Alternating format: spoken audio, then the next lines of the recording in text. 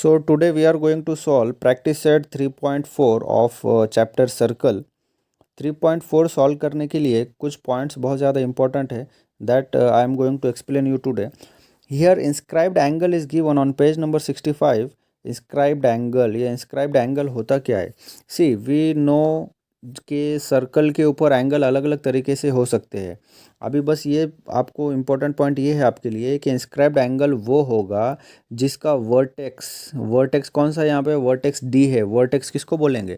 जो एंगल का कोना होता है, जो एंगल का कोना है, ठीक है, उसको हम यहाँ पे वर्टेक्स बोलेंगे. तो वो जो वर्टेक्स है that should lie on the circle, that should lie on the circle and with it when it lies on the circle and two arms इसके जो है तो कहीं भी हो सकते हैं. ठीक है, इसके आर्म्स जो है वो हो सकता है कि ये यहाँ पे है या फिर ये ऐसे हो सकते थे. ठीक है, या फिर ये ऐसा हो सकता था.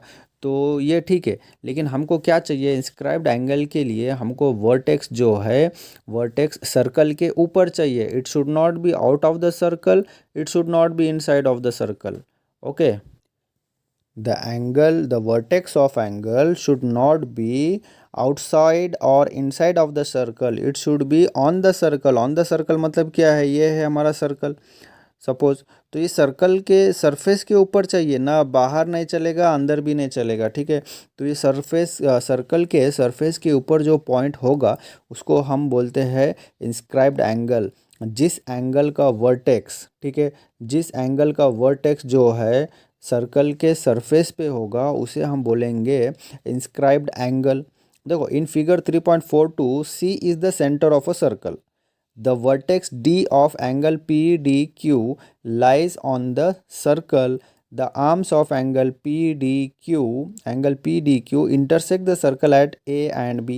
Such an angle is called an angle inscribed in the circle और इन द आर्क. अब यहाँ पे हमने देखा कि इंस्क्राइब्ड एंगल क्या है. देखो ये वाला जो है तो ये इंस्क्राइब्ड एंगल है. क्यों है इंस्क्राइब्ड एंगल? क्योंकि इसका वर्टेक्स जो है सर्कल के सरफेस पे है और इसके जो दो आर्म है वो इंटरसेक्ट कर रहे हैं सर्कल को. ठीक है, अगर ये वर्टेक्स बाहर होता कहीं यहाँ पे तो ये इंस्क्राइब्ड एंगल नहीं होता, या फिर ये वर्टेक्स इसका अंदर होता. सपोज ये जो है ये एक सर्कल है और ये सेंटर है और हमारा जो एंगल है ना कि सपोज ऐसा जा रहा है, ये एक एंगल तैयार हुआ है, तो ये क्या है? ये इंस्क्राइब्ड एंगल नहीं है. क्यों नहीं है? क्योंकि इसका वर्टेक्स सर्कल के अंदर है. और अगर ऐसा होता कि सर्कल है और ये सेंटर है, तो थोड़ी ड्राइंग जो है तो ऐसे ख़राब है, आपको एक्सप्लेन करने के लिए बता रहा हूँ. तो यहाँ पे ये सेंटर है, तो जो है सपोज़ एंगल हमारा कुछ ऐसा फॉर्म हो रहा है, ये भी इंस्क्राइब्ड एंगल नहीं है. क्यों नहीं है? क्योंकि इसका वर्टेक्स बाहर है ना. इसका वर्टेक्स कहाँ है? सर्कल के बाहर है. और अगर सर्कल के बाहर हो या सर्कल के अंदर हो वर्टेक्स तो नहीं चलेगा. हमें वर्टेक्स चाहिए on the circle. If the vertex of the circle, if the vertex of a angle lies on the surface of the circle then we can call it as inscribed angle. Okay, तो ये हो गया हमारा inscribed angle के बारे में. अभी ये जो इंस्क्राइब्ड एंगल है तो इंस्क्राइब्ड आर्क क्या होगा? इंस्क्राइब्ड आर्क इसको बोलेंगे. इंस्क्राइब्ड आर्क हम बोलेंगे एंगल के पीछे वाले आर्क को. ये जो आर्क है, आर्क ए डी बी, इसको हम बोलेंगे इंस्क्राइब्ड आर्क. ठीक है, क्योंकि ये एंगल उस आर्क के अंदर जो है तो इंस्क्राइब्ड हुआ है. ओके, सो व्हाट वी है, हमने क्या देखा अभी कि सर्कल जो है, सर्कल के ऊपर अगर कोई एंगल है जिसका वर्टेक्स सर्कल के सरफेस पे है और उसके दो आर्म जो है, आर्म है ये जो है ना, ये आर्म है, इसके जो दो साइड है ये सर्कल को इंटरसेक्ट करते हैं. क्या होगा अगर ये सर्कल को इंटरसेक्ट नहीं करेंगे? तो आगे की कंडीशंस में हम देखेंगे कि अगर वो सर्कल को इंटरसेक्ट नहीं करेंगे तो क्या होगा. सपोज़ वो भी बता देता हूँ आपको अभी. सपोज़ यहाँ पे एक सर्कल है और हमारा एंगल जो है ना कुछ ऐसा जा रहा है. ठीक है, ऐसा जा रहा है, तो क्या ये इंस्क्राइब्ड एंगल होगा? यस, ये इंस्क्राइब्ड एंगल होगा. क्यों? देखो हमारा कंडीशन क्या है कि सर्कल का जो कोना होता है, जो उसकी कोनी होती है, कोनी बोलो कोना बोलो, तो सर्कल के ऊपर जो एंगल है उसका जो कोना है, उसका जो वर्टेक्स है वो सर्कल के ऊपर है क्या नहीं है. अगर वो सर्कल के ऊपर है तो ये इंस्क्राइब्ड एंगल है. ठीक है, और इंस्क्राइब्ड एंगल ये है तो इंस्क्राइब्ड आर्क क्या होगा? ये जो पीछे वाला हिस्सा है ये इंस्क्राइब्ड आर्क होगा उसका. कौन सा वाला? जो जहाँ पे ये जो है देखो ये वाला जो है तो ये इंस्क्राइब्ड आर्क होगा। यहाँ पे इंस्क्राइब्ड आर्क कौन सा है, ये वाला हिस्सा जो है तो ये इंस्क्राइब्ड आर्क है। तो हमने अभी पढ़ा इंस्क्राइब्ड एंगल किसे कहते हैं, इंस्क्राइब्ड आर्क किसे कहते हैं, ठीक है।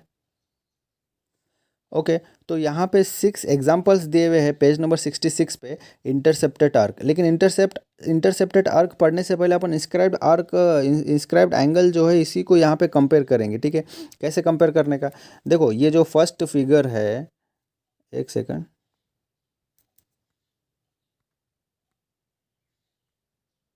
ओके, तो ये जो फर्स्ट फिगर है क्या ये इंस्क्राइब्ड एंगल है या नहीं है, इंस्क्राइब्ड एंगल है या नहीं है, यहाँ पे यस, यहाँ पे इंस्क्राइब्ड एंगल है, ठीक है। क्योंकि देखो ये वाला जो है ये इंस्क्राइब्ड एंगल है, ये जो वर्टेक्स है वर्टेक्स सर्कल के ऊपर आ रहा है, और सर्कल के ऊपर आ रहा है कहीं बाहर भी नहीं जा रहा है, तो ये इंस्क्राइब्ड एंगल है, ठीक है। अगर ये इंस्क्राइब्ड एंगल है तो इंस्क्राइब्ड आर्क क्या होगा, इंस्क्राइब्ड एंगल क्या है, angle A B C is inscribed angle, and what is inscribed arc, inscribed arc क्या होगा यहाँ पे, इंस्क्राइब्ड आर्क होगा आर्क ए बी सी, ठीक है। मतलब ये है कि इसका जो एंगल है इसके पीछे का जो आर्क होता है वो इंस्क्राइब्ड आर्क कहलाता है। ओके, तो यहाँ पे इंस्क्राइब्ड आर्क कौन सा होगा, आर्क ए बी सी, ये जो तो ये इंस्क्राइब्ड आर्क है। और इंस्क्राइब्ड एंगल कौन सा है, A B C, angle A B C is the inscribed angle, and उसके पीछे वाला जो आर्क है वो इंस्क्राइब्ड आर्क है। ओके, उसके बाद देखते हैं अगला, यहाँ पे जो है वर्टेक्स हमारा सर्कल के ऊपर है, मतलब ये इंस्क्राइब्ड एंगल है, ठीक है। तो हमारा एंगल है angle A B C, it is a what, which angle, it is a inscribed angle, और इसका इंस्क्राइब्ड आर्क कौन सा होगा, इसका इंस्क्राइब्ड आर्क कौन सा होगा, आर्क बी सी। ये जो आर्क बी सी है ये कौन सा, ये इंस्क्राइब्ड आर्क है, मतलब इंस्क्राइब्ड एंगल के पीछे वाला जो आर्क होता है वो इंस्क्राइब्ड आर्क होता है, ठीक है। अभी अगला देखते हैं, अगला क्या है। अभी जो ये अगला फिगर है यहाँ पे तो नहीं जमेगा भाई, क्यों नहीं जमेगा, क्योंकि यहाँ पे जो वर्टेक्स है वर्टेक्स तो अंदर है, मतलब ये इंस्क्राइब्ड एंगल नहीं है। ओके, नेक्स्ट वाला देखते हैं। यहाँ पे क्या है, यहाँ पे भी बाहर है, ये वर्टेक्स जो है सर्कल के बाहर है, ये भी नहीं चलेगा, ये इंस्क्राइब्ड एंगल नहीं है। ओके, उसके बाद ये क्या है, यहाँ पे भी ऐसा है, मतलब ये दोनों फिगर में वही है। यहाँ पे वर्टेक्स बाहर है, मतलब ये इंस्क्राइब्ड एंगल नहीं हो सकता है। यहाँ पे कौन सा इंस्क्राइब्ड एंगल है, यहाँ पे सिर्फ दो इंस्क्राइब्ड एंगल है, ठीक है। इंस्क्राइब्ड एंगल देखेंगे हम, ये वाला एक इंस्क्राइब्ड एंगल है और ये वाला एक इंस्क्राइब्ड एंगल है। ये नहीं चलेगा, ये नहीं चलेगा, ये नहीं चलेगा, और ये भी नहीं चलेगा। क्यों नहीं चलेगा, क्योंकि इसका वर्टेक्स सरफेस के ऊपर नहीं है, मतलब यहाँ पे इंस्क्राइब्ड एंगल कौन सा है, ये दो वाले जो फिगर है ये इंस्क्राइब्ड एंगल है। और इंस्क्राइब्ड आर्क कौन सा होता है, इंस्क्राइब्ड एंगल के पीछे वाला जो आर्क होता है वो इंस्क्राइब्ड आर्क होता है, ठीक है। तो दो ही चीज़ें हैं, इंस्क्राइब्ड एंगल वो होता है जिस एंगल का वर्टेक्स सर्कल के सरफेस पे होना चाहिए, ना कि बाहर और ना ही अंदर। सर्कल के सरफेस पे जिसका वर्टेक्स होगा वो इंस्क्राइब्ड एंगल कहलाएगा, और उस एंगल के पीछे वाला जो आर्क होगा वो इंस्क्राइब्ड आर्क होगा, ठीक है। तो यहाँ तक अपना क्लियर हो गया। अभी हम देखेंगे इंटरसेप्टेड आर्क किसे कहते हैं। अभी देखो इंटरसेप्टेड आर्क की अगर हम बात करें कि इंटरसेप्टेड आर्क क्या होता है, इंस्क्राइब्ड एंगल हो गया हमारा, अभी हम देखेंगे इंटरसेप्ट आर्क क्या होता है। इंटरसेप्टेड आर्क जो है, इंटरसेप्टेड आर्क के लिए कोई ज़रूरी नहीं है कि वर्टेक्स सरफेस के ऊपर ही होना चाहिए। देखो यहाँ पे इंटरसेप्टेड आर्क कौन सा है वो बताता हूँ मैं आपको, ठीक है। तो यहाँ पे जो है ना, अभी हमने देखा इंस्क्राइब्ड एंगल के लिए क्या था, हमारा इंस्क्राइब्ड एंगल के लिए हमारा एंगल का वर्टेक्स जो है वो सर्कल पे होना चाहिए, लेकिन इंटरसेप्टेड आर्क के लिए ये कंडीशन नहीं है। यहाँ पे इसमें भी है इंटरसेप्टेड आर्क है, इसमें भी है, इसमें भी है, इसमें भी है, इसमें भी है, इसमें भी है, ठीक है। तो सब में इंटरसेप्टेड आर्क है, मतलब हमको ये मालूम पड़ता है कि इंटरसेप्टेड आर्क के लिए इंस्क्राइब्ड एंगल वाला कंडीशन ज़रूरी नहीं है, वर्टेक्स कहीं भी चलेगा। अगर ये सर्कल है और यहाँ पे ऐसा जाएगा तो भी चलेगा, ठीक है। यहाँ टच होना चाहिए, लेकिन ना टच होना चाहिए। अगर टच नहीं होगा, देखो इसके लिए क्या कंडीशन है, इंस्क्राइब्ड एंगल के लिए कंडीशन है कि वर्टेक्स जो है तो ये कहाँ पे होना चाहिए, ये सर्कल पे होना चाहिए। और इंटरसेप्टेड आर्क के लिए कंडीशन क्या है, ये जो दो आर्म है ना, ये आर्म सर्कल के ऊपर होने चाहिए, ठीक है। अगर ये ऐसा होगा तो ये क्या होगा, इंटरसेप्टेड आर्क भी नहीं होगा, और क्या होगा, और ये इंस्क्राइब्ड एंगल तो होगा ही नहीं, है ना, क्योंकि वर्टेक्स जो है सर्कल के बाहर है, और ये जो है यहाँ पे टच होना चाहिए था, टच नहीं हो रहा है, मतलब ये इंटरसेप्टेड आर्क नहीं है। चलो देखते हैं अभी इंटरसेप्टेड आर्क कौन से है।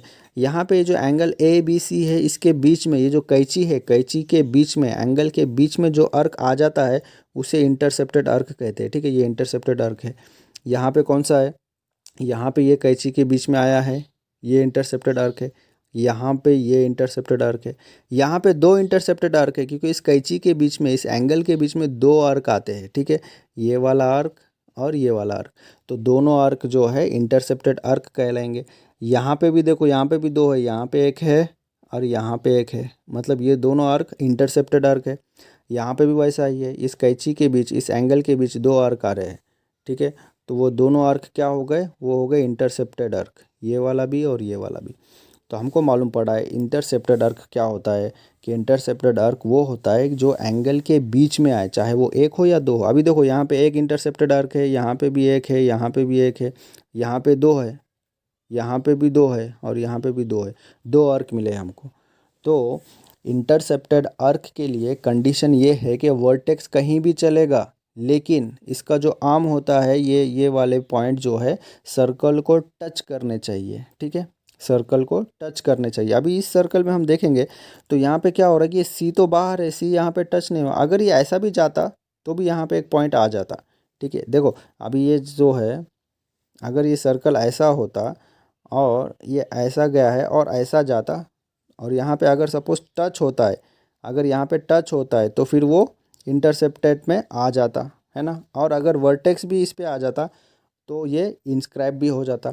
चलो अगर वर्टेक्स नहीं है, अगर ये हमारा सर्कल है और ये सेंटर है और हमारा ये ऐसा जाता तो क्या होता, तो ये इंस्क्राइब्ड एंगल तो नहीं होता, क्योंकि इसका जो वर्टेक्स है ये तो बाहर है, इसलिए ये इंस्क्राइब्ड एंगल नहीं होगा। लेकिन हाँ, इंटरसेप्टेड आर्क हमको मिल जाते, इंटरसेप्टेड आर्क हमको मिल जाते कैसे, यहाँ पे ये एक इंटरसेप्टेड आर्क मिलता और यहाँ पे ये एक मिलता, ठीक है। तो उसके लिए ज़रूरी क्या है कि जो दो पॉइंट है ये टच होने चाहिए, ये जो दो आर्म है ये टच होने चाहिए सर्कल को। जब ये टच हो गए तो हमें इंटरसेप्टेड आर्क मिलेगा। Okay, again I am repeating, inscribed angle में एंगल का जो वर्टेक्स होता है वो सर्कल के ऊपर होना चाहिए, सर्कल के सरफेस पे, तो वो इंस्क्राइब्ड एंगल कहलाएगा। इंस्क्राइब्ड आर्क क्या होता है, इंस्क्राइब्ड एंगल के पीछे का जो आर्क होता है वो इंस्क्राइब्ड आर्क होता है। इंटरसेप्टेड आर्क क्या होता है, इंटरसेप्टेड आर्क जो है, इसके दोनों जो इंटरसेक्टिंग आर्म्स होते हैं ये सर्कल को टच होने चाहिए। वर्टेक्स अंदर हो बाहर हो किधर भी हो चलेगा, ठीक है, बस इसके जो आर्म्स है ये टच होने चाहिए। यहाँ पे टच हो रहा है, यहाँ पे टच हो रहा है, यहाँ पे टच हो रहा है ना, यहाँ पे टच हो रहा है, तो टच होने चाहिए, ठीक है। तो वो कहलाएगा इंटरसेप्टेड आर्क। इंटरसेप्टेड आर्क कुछ जगहों पे एक होता है तो कुछ जगहों पे दो होता है, ठीक है। कौन सा कंडीशन है जिसपे इंटरसेप्टेड आर्क नहीं होगा, कौन सा कंडीशन है जिसपे इंटरसेप्टेड आर्क नहीं आएगा, वो ये फिगर है।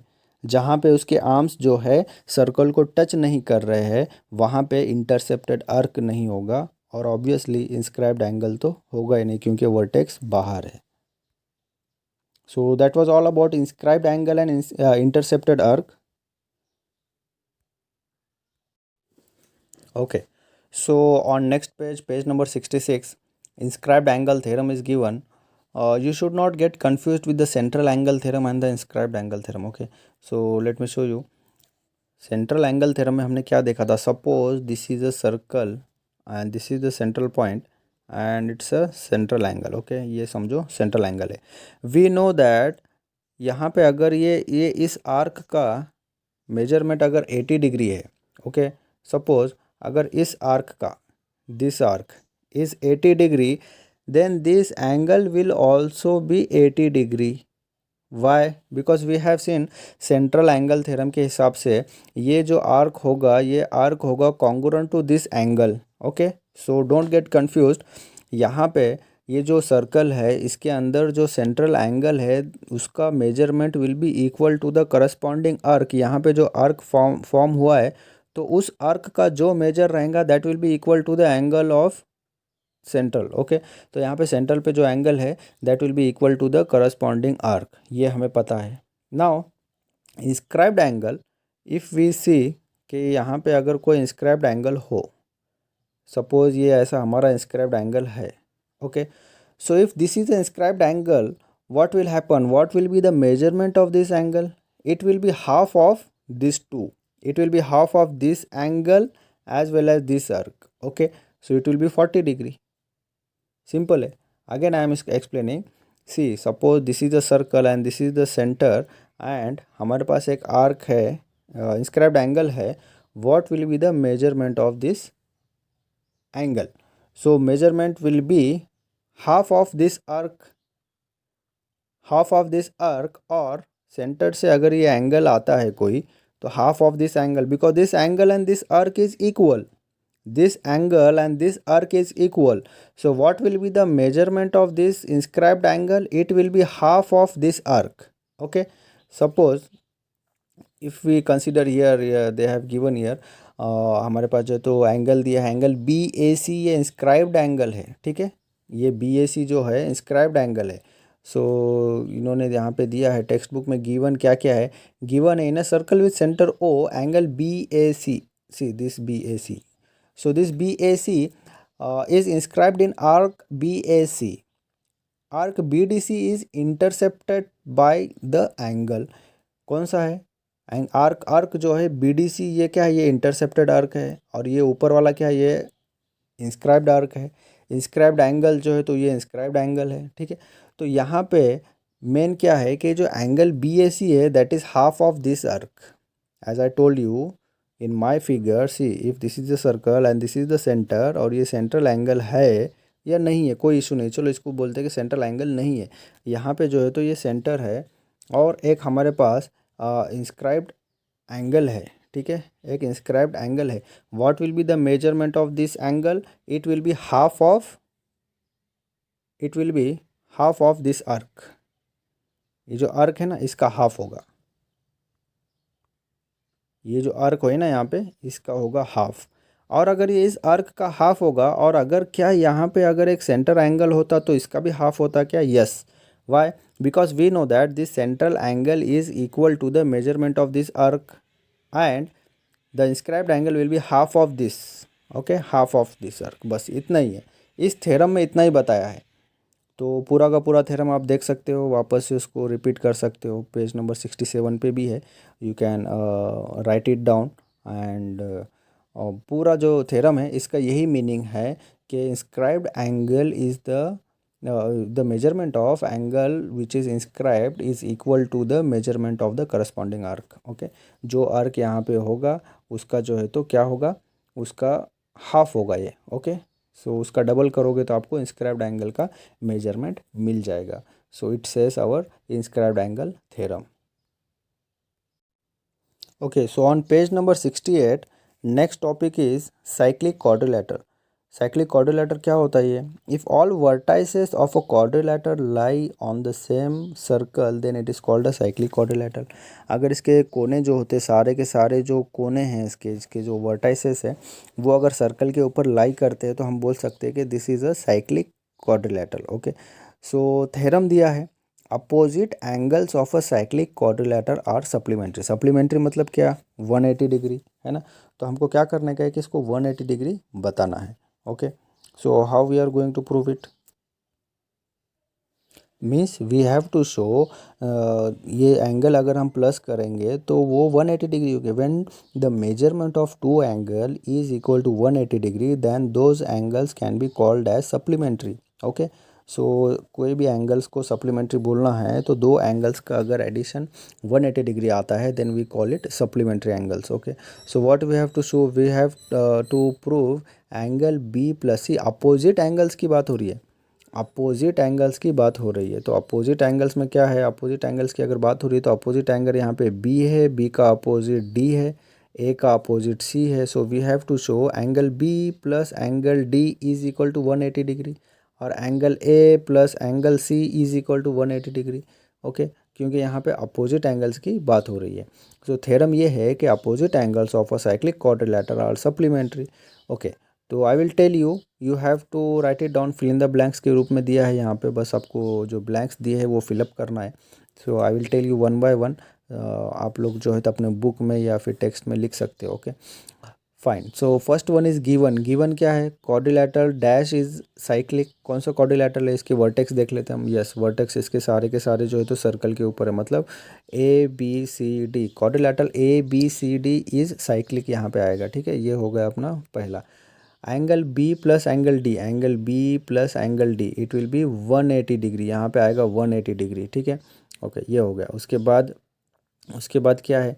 नेक्स्ट इज टू प्रूव में dash plus angle C is equal to 180 degree. Angle C का अपोजिट कौन सा है? Angle A. यहाँ पे एंगल ए आएगा। ठीक है, angle A plus angle C is equal to 180 degree. ठीक है, अभी आगे बढ़ते हैं। यहाँ पे जो है ना प्रूफ दिया है, प्रूफ में बोल रहा है कि arc A B C is intercepted by inscribed angle A D C. कौन सा है वो देखते हैं हम। आर्क ए बी सी, ये है आर्क ए बी सी। ठीक है, ये जो आर्क है ये ए बी सी आर्क है। राइटिंग थोड़ा ख़राब आ रहा है। ओके, ये जो आर्क है ये आर्क ए बी सी है।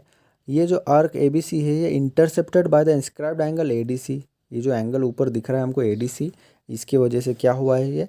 ये जो है तो इंटरसेप्ट हुआ है। ठीक है, angle A D C is equal to half. यहाँ पे एंगल ए डी सी की बात हो रही है। एंगल ए डी सी जो है ये एंगल इंस्क्राइब्ड एंगल है, एंगल ए डी सी। ठीक है, it is half of what? Half of क्या आएगा यहाँ पे? हमने अभी देखा कि इंस्क्राइब्ड एंगल जो है उसके करस्पॉन्डिंग जो सामने वाली आर्क होती है, इंटरसेप्टेड आर्क होती है, उसका आधा होता है। ठीक है, तो वो आर्क कौन सी है? Arc A B C. Arc A B C आएगा वहाँ पे। ठीक है, तो यहाँ पे आएगा arc A B C. Okay, उसके बाद क्या आएगा? Next fill in the blanks है similarly dash is an inscribed angle. Similarly dash is an inscribed angle. वैसा ही देखो यहाँ पे हमने देखा ये इंस्क्राइब्ड एंगल है, और अगर हम सर्कल को उल्टा उल्टा करेंगे तो ये वाला भी इंस्क्राइब्ड एंगल आएगा। अगर ये इंस्क्राइब्ड एंगल है तो इसका इंटरसेप्टेड आर्क कौन सा होगा? इसका इंटरसेप्टेड आर्क कौन सा होगा? उसका सामने वाला, मतलब arc A D C.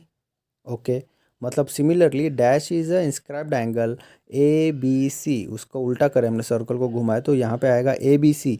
Similarly angle A B C is an inscribed angle, it intercepts arc A D C, जो मैंने यहाँ पे आपको बताया है। ठीक है, ओके, उसके आगे बढ़ते हैं अभी। Therefore dash is equal to half of measure of arc A D C. Arc A D C जो है ये किसका हाफ होगा? Arc A D C, arc ADC का कौन हाफ होगा? अभी देखो ये जो आर्क एडीसी है इसका इंस्क्राइब्ड एंगल है ए बी सी, मतलब ये angle A B C will be half of ADC. यहाँ पे आएगा angle A B C. Okay, next क्या है? Measure of angle A D C plus dash. Measure of angle A D C यहाँ पे plus dash is equal to, यहाँ पे क्या आएगा? अभी A D C plus A B C कर लो। Angle A D C plus A B C is equal to half of what? Half of क्या आएगा यहाँ पे? हाफ ऑफ आएगा आर्क ए बी सी। देखो यहाँ पे ए डी सी है, यहाँ पे ए बी सी आएगा। ठीक है, राइट डाउन। यहाँ पे ए डी सी है, यहाँ पे एंगल ए बी सी आएगा, क्योंकि ए डी सी भी एक इंस्क्राइब्ड एंगल है और सर्कल को घुमाओगे तो ए बी सी भी एक इंस्क्राइब्ड एंगल है। ओके, तो यहाँ पे आएगा एंगल ए बी सी। अभी एंगल ए डी सी का इंटरसेप्टेड आर्क कौन सा है? एंगल ए डी सी का आर्क ए बी सी, मतलब ये आर्क ए बी सी का हाफ होगा। यहाँ पे आएगा आर्क ए बी सी। ठीक है, उसके बाद यहाँ पे क्या लिखा था हमने? हमने लिखा था एंगल ए बी सी। अभी एंगल ए बी सी की बात करो तो इसका आर्क कौन सा है? आर्क ए डी सी, तो यहाँ पे आएगा आर्क ए डी सी। ठीक है, ओके, सो यहाँ पे angle A D C plus which angle? Angle A D C plus angle A B C, तो यहाँ पे आएगा ए बी सी। और ए डी सी किसका आधा है? एंगल ए डी सी किसका आधा मिलेगा? हाफ किसका है? Half of arc A B C, यहाँ पे ए बी सी आएगा। और अगर हम बात करेंगे यहाँ पे एंगल ए बी सी की, एंगल ए बी सी लिया था ना यहाँ पे, तो एंगल ए बी सी किसका आधा आएगा? आर्क ए डी सी का। तो ए डी सी यहाँ पे लिखना है आपको, तो यहाँ पे आएगा आर्क ए बी सी और यहाँ पे आएगा आर्क ए डी सी। ठीक है, आर्क ए बी सी और आर्क ए डी सी। और यहाँ पे एंगल ए डी सी जो है यहाँ पे आएगा एंगल ए बी सी। ये होगा, ये इतना फिलअप कर लेना है आपको। उसके बाद जो है we know that measure of this two arc, ये दोनों आर्क को अगर मिलाएंगे then that will be the 360 degree. तो हमको यहाँ पे 360 डिग्री मिल गया। अभी आप इसको जो है तो सॉल्व कर सकते हो। 2 1 ज़ा एंड 2 180 ज़ा, 180 डिग्री आ जाएगा यहाँ पे। मतलब क्या हो गया, हमने प्रूफ कर दिया। क्या प्रूफ कर दिया हमने कि ये जो एंगल है ये 180 डिग्री है, मतलब ये सप्लीमेंट्री है। Similarly we can also prove angle A plus angle C is also supplementary. उसके लिए क्या करना पड़ेगा, उसके लिए हमको इंस्क्राइब्ड एंगल लेना पड़ेगा, एंगल ए डी सी, इसका अर्क होगा एंगल डी ए बी। उसके बाद में हमको लेना पड़ेगा एंगल डी ए बी, इसका अर्क कौन सा होगा, इंटरसेप्टेड अर्क होगा एंगल डी सी बी। ठीक है, तो वो भी 360 डिग्री आएगा और उसको 1/2 से मल्टीप्लाई करेंगे तो हमको आंसर आएगा 180 degree. So this was the theorem of cyclic quadrilateral which says that opposite angles of a cyclic quadrilateral are supplementary. Okay.